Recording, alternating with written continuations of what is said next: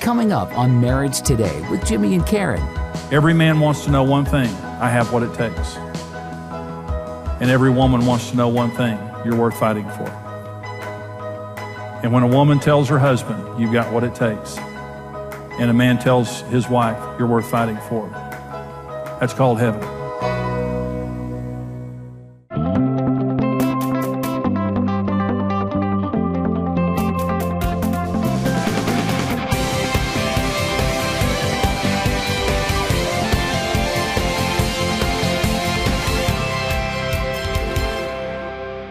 Striking your sexual match, and I want to talk about this. This is kind of a play on words here of striking your sexual match. I want to talk about igniting the sexual passion and deepening the intimacy of your relationship. Let me say this: good sex is always intentional.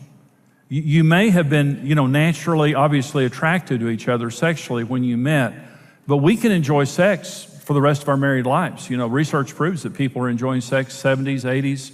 Longer than ever, because we're living longer and because of medical technology, but it's always intentional. It's never by accident. And listen, don't let the devil tell you the lie that if you married the right person, that it would just happen naturally and you wouldn't have to work at it. That's just not true. You always have to put energy into the relationship regardless. But the other thing about striking your sexual match is it's how to take the natural differences that are between us and to make them dynamic rather than dangerous. God made us different by His design. We're very, very different.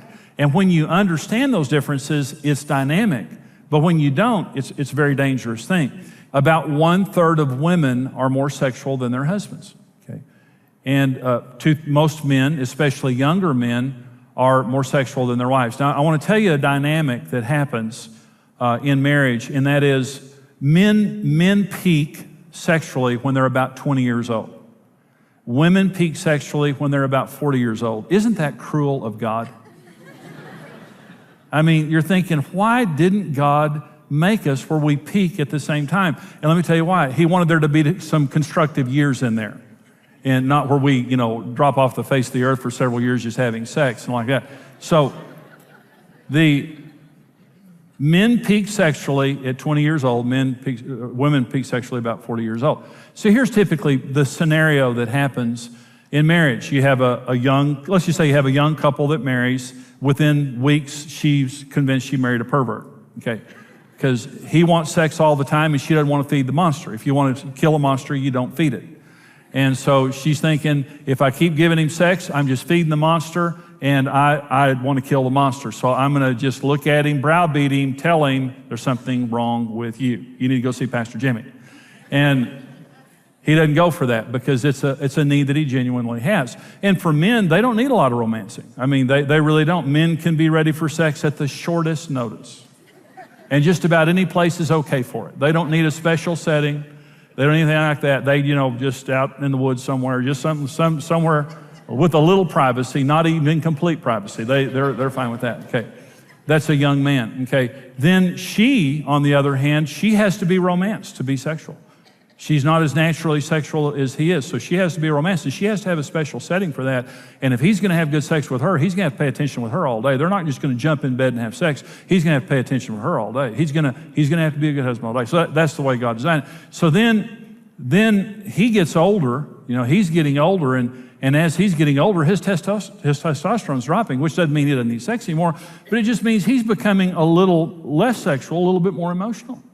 All of a sudden, they meet at 40, and that's a wonderful year, 40, because she's reaching her sexual peak. She's not as self-conscious about sex. She's more in tune with her body. She's less afraid typically of getting pregnant. And so all of a sudden now, this is a pretty good time in life right here, is 40, and now he starts getting older, and as he's getting older, his testosterone's dropping, and now all of a sudden, he can't perform as quickly as he used to. And he needs a little bit of romancing. And he's saying, I don't want my wife just get in bed and have sex with me. I want her to talk with me before. And she says, honey, I want sex. And he says, I have a headache. I have a headache. What? It's like a role reversal. It's really kind of like a payback. Remember that headache you had for 3 years? Now I've got it. And so let me talk about matching libidos for just a minute. You'll very rarely have matching libidos unless you buy some kind of a drug that I don't know of. Matching libidos, and this is what, again, the devil wants you to think that there's a person out there for you that they're always going to feel just like you feel and want just what you want, and every time you look at each other, it just happens, you know. You jump in bed, it happens. But you're married to this dud, and you say you want sex, and that's the last thing on her mind, and you're thinking, I wish I had a sexual wife. Then maybe I wish I had a sexual life. Okay, listen, matching libidos. It doesn't happen very often. But let me say, there are those times in marriage where you have matching libidos and you have sex. It's fantastic. You both want the same thing at the same time. You have fantastic sex. Have it. First of all, wherever you are, have it. Okay. When you get finished, okay, go to the trophy shop. Buy a plaque. And on the plaque, have it engraved and said, at this moment in time and at this place, we had matching libidos and had great sex. Go home and hang it wherever you had sex. And maybe in your lifetime, you'll accumulate several. And when you walk by it, touch it, cry, remember, and get over it. Because it doesn't happen that often. Great sex in marriage happens by us committing to meeting each other's sexual needs. I'm committed.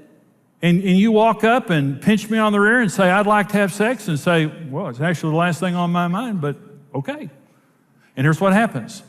You weren't thinking about it before, but the more sex you have, the more sex you can have. You use it or lose it. And you may not have been interested before, but during the act, you become interested, and the bonding happens. Hundreds of powerful chemicals and hormones are released in our bodies to bond us to each other, to create an ill will or to goodwill, and to create get rid of stress. I mean, this is what happens when we're having sex. It kills stress. It literally bonds us together and makes us feel closer. So the issue is, it doesn't matter how I felt about it before. There's only one thing that matters. You're my husband. You're my wife. I am the only place where you can legally and legitimately get your sexual needs met. I will not strange you. I will meet your sexual needs with a good attitude for the rest of your life. Okay. And if there's something wrong with me where I can't, I will quickly go get help.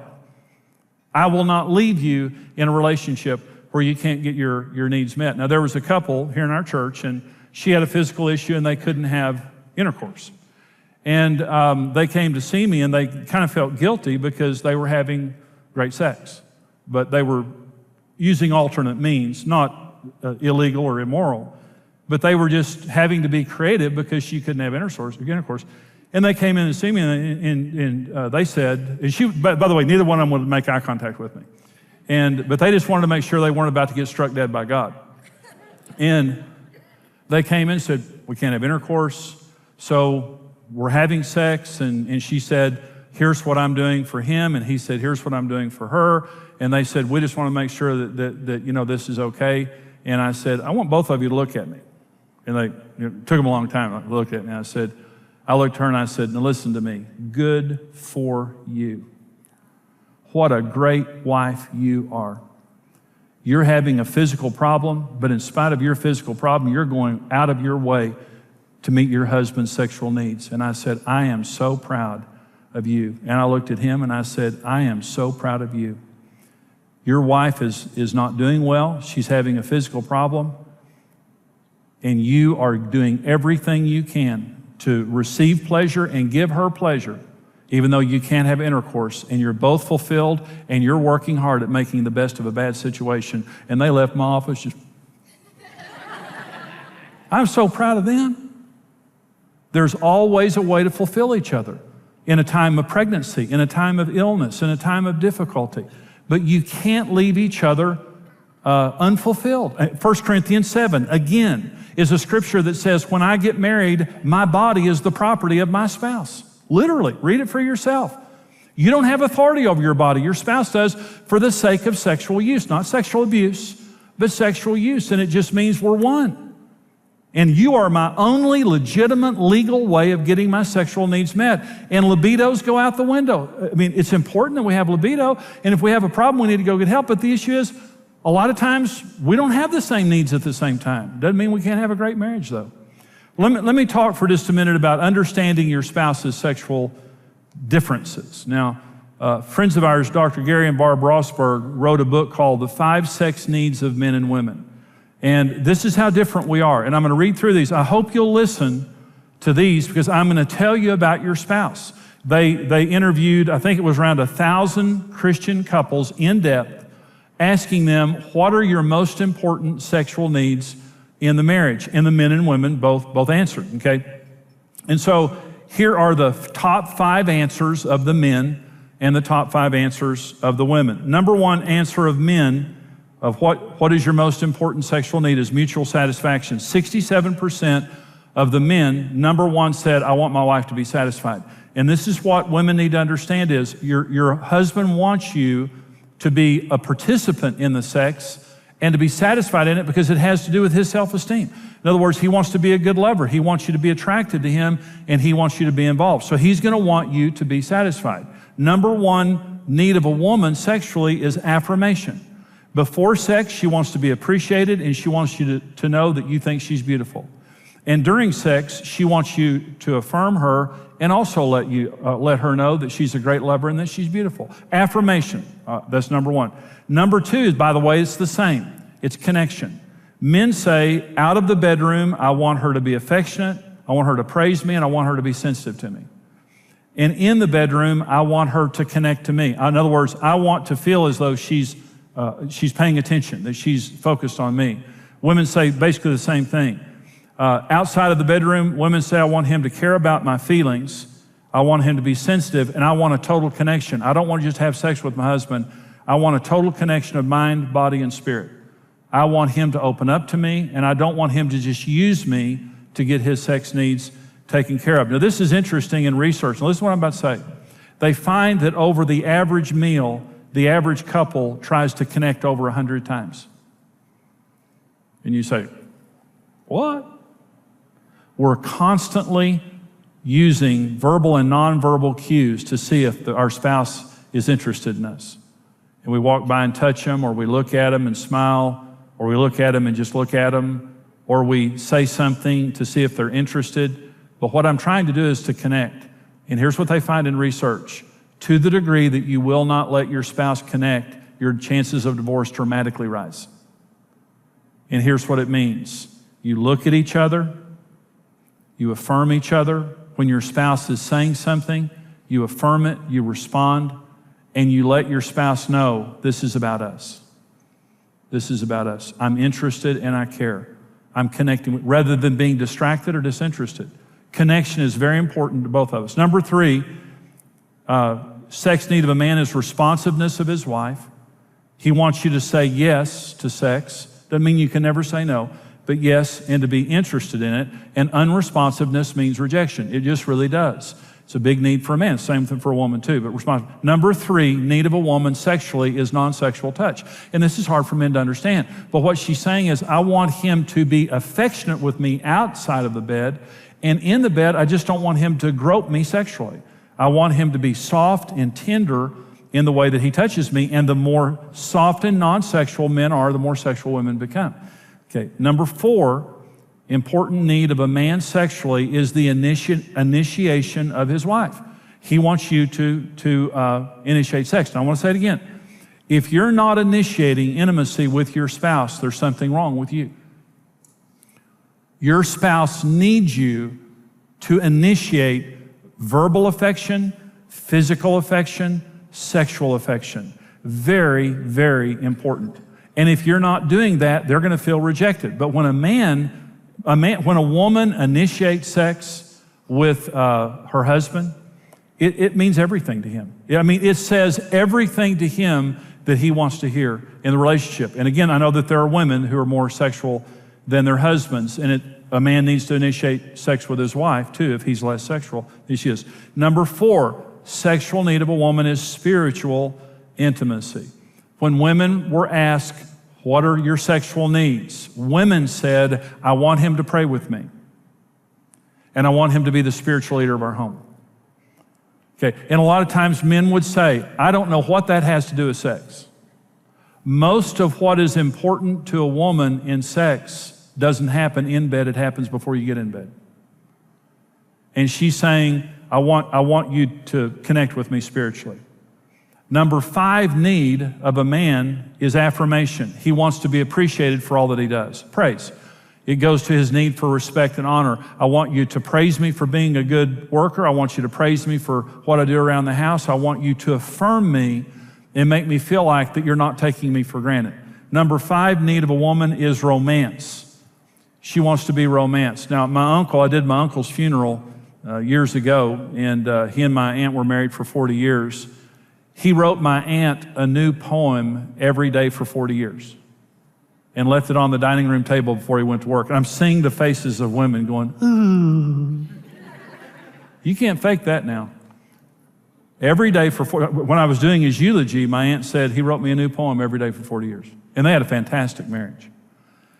Romance is meeting an unspoken need or desire. You're not in trouble. You're not being barked at. You're doing it because of one reason. You value that person and they're on your heart. This is what romance says. I'm thinking about you when I don't have to. When I'm at work, I'm thinking about you. And there's nothing more important to me than pursuing you. When a woman feels romanced outside of bed, she's sexual in bed. When a woman doesn't feel romanced, it's like a man. When a woman initiates sex with her husband and she's verbally and physically affectionate with him, it's game, set, and match. That guy's ready to go see Jesus. I mean, he's in heaven, okay? But when a man is romantic with his wife and he loves her and pursues her and comes out of his world to meet her needs without being told to, she's in heaven. Every woman wants to know they're valued. Every woman, I heard, I think it was John Eldridge that said this, and it's really true. Every man wants to know one thing, I have what it takes. And every woman wants to know one thing, you're worth fighting for. And when a woman tells her husband, you've got what it takes, and a man tells his wife, you're worth fighting for, that's called heaven. We're different by God's design. And as I've said these things to you, I hope what you listen here and hear is these are legitimate. They're not, your spouse isn't like you. And you can have great sex. Again, we're different, but we match. I hope you enjoyed that teaching. We love bringing this information to you. You can succeed in marriage. All of us can succeed in marriage when we do it God's way. We just need the right information. And we really believe that this information is very important, just to help you to grow in your marriage and to experience the marriage of your dreams. Right now, we want to put the full seminar into your hands. What you saw on today's program is just a very small part of a full seminar that I do called Sex, Love, and Communication. And right now, as you support the ministry and mission here at Marriage Today, we're a ministry that comes to you, but we're a mission that goes all over the world, helping people to succeed in marriage and family relationships. And right now, when you give to us a gift of any amount, we're going to send you my booklet, The Keys to Sexual Fulfillment in Marriage. It's a booklet that's an easy read, powerful information to help you in the area of your sex life, which is so important. $45 or more right now, we're going to send you the full Sex, Love, and Communication seminar on CDs, 4-part CD series, and the Sexual Fulfillment booklet. If you're a gift of $90 right now, we're going to send you the DVDs, the full seminar, Sex, Love, and Communication, 4 DVDs, and the CDs, and the Sexual Fulfillment in Marriage book. Tremendous resources to help bless you, to help you grow in your marriage relationship. You know something, you might be listening to those or watching those or reading that booklet, and you may know somebody else that it might help, or you might get it for someone as a gift. So right now, we want you to get this information. Here's how you can get it. Sex, Love, and Communication. In this series, Jimmy Evans explains how these 3 work together to help you create a beautiful, passionate marriage. Support Marriage Today with your best online gift of any amount, and we'll send you Jimmy Evans' book, The Keys to Sexual Fulfillment in Marriage. Sex tells us that our differences have a dynamic to them, and here's what male and female means. It takes 2 to make 1. Get your copy of the Sex, Love, and Communication series on CD and the book for your gift of $45 or more. For your gift of $90 or more, you'll receive the entire series on CD and DVD plus the book. This tiny little thing laying between your teeth has the power to build a remarkable marriage and a remarkable family and a remarkable life. Start talking and fall in love all over again. Get your copy of Sex, Love, and Communication today.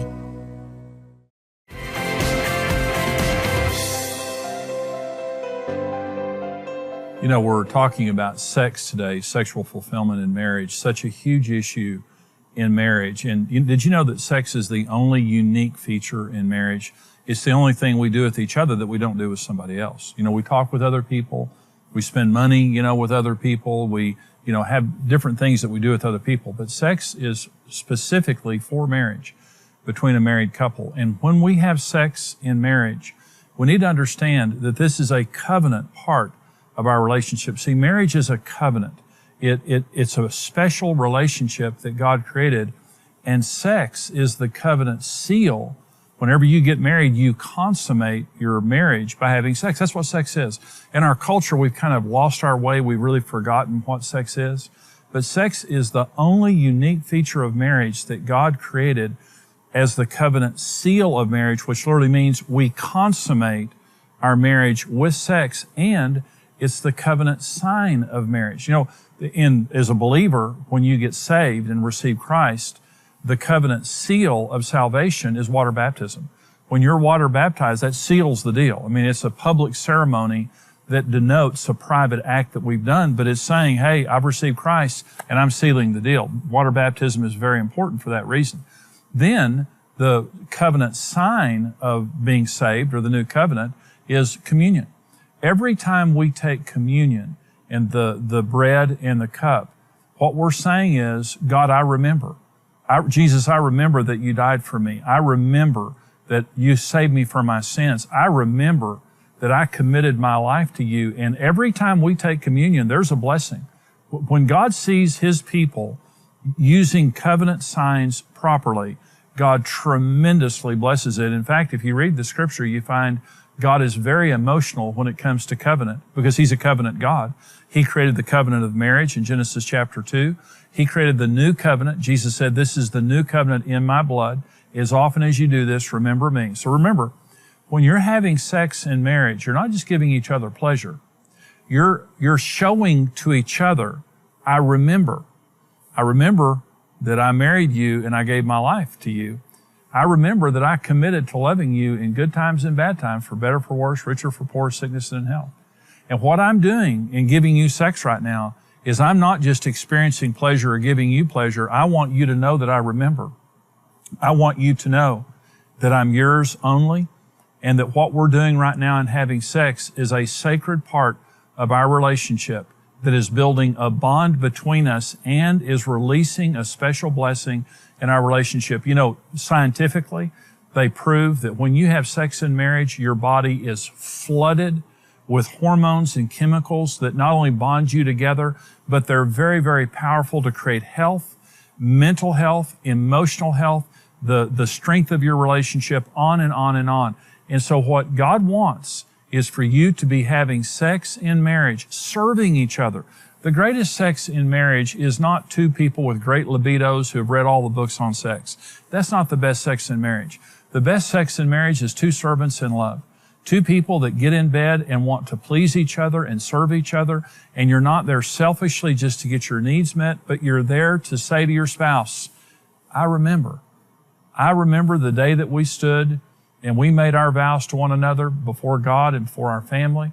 I remember that I committed my life to you, and now when I'm giving you sex, because this is the only thing we do together that we don't do with somebody else, I remember that I vowed myself to you and you alone, and that I vowed to serve you and to love you and to keep you for the rest of my life. And I'm telling you, whenever you express sex as the covenant sign in marriage and you serve your spouse that way, it is so extremely powerful. And I encourage you to do that. I encourage you, make sex something special in your relationship and work at it. And as you do, God will release a special blessing, because sex isn't just sex. It's the covenant sign of marriage that is so incredibly powerful. And I hope that this blesses you today, just this whole program on sex. And let me just say, we're able to come to you because of the financial support of people who believe in what we're doing. There is a war on marriage. There's a war on sex. Because it's so sacred, because it's such a special part of marriage, the devil hates marriage, and he wants to take sexuality and just to ruin it in our society. But we are raising a standard. We are helping people, not just you, but people all over the world, to be able to enjoy God's plan for their marriage and sexuality. And if you believe in what we're doing, would you support us right now with your most generous gift? The information's there on your screen of how you can support us. We so appreciate everything that you do for us to help us to go forward as a ministry, helping the people that we can help. God bless you. We have some more information we want to share with you.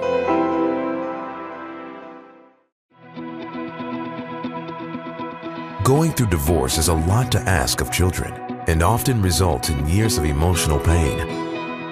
It's a violent ripping apart of their parents and a sense of abandonment.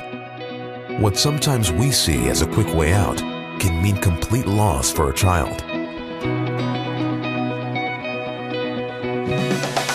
You have a 100% chance of success in marriage. You were made for marriage. Marriage Today exists to protect children from the pain of divorce and to steer couples away from marital failure by telling them the truth. When you stand with Marriage Today, your individual effort multiplies with other like-minded partners, and together we can rebuild a legacy of strong families around the world.